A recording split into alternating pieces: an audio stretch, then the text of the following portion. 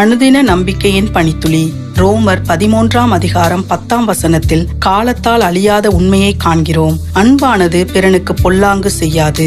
கொள்கைகளுக்கும் விவாதங்களுக்கும் மேலாக அன்பு இருக்கிறது.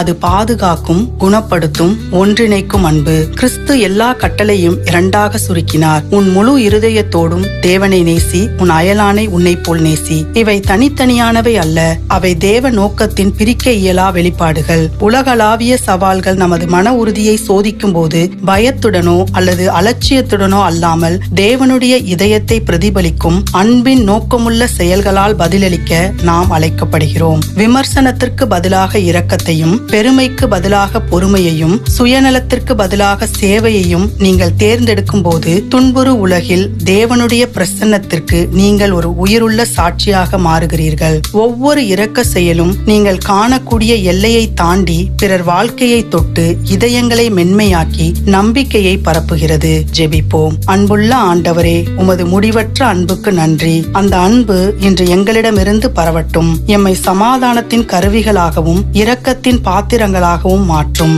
எம் செயல்களும் வார்த்தைகளும் உமது நித்திய அன்பை எம்மை சுற்றி உள்ளவர்களுக்கு உண்மையுடன் பிரதிபலிக்கட்டும். ஆமேன். உங்கள் அன்பின் செயல் உலகத்தையே மாற்றும். அடுத்த அனுதின நம்பிக்கையின் பணித்துளி வரை கிறிஸ்துவின் அன்பை மற்றவர்களுடன் பகிர்ந்து கொள்ளுங்கள்.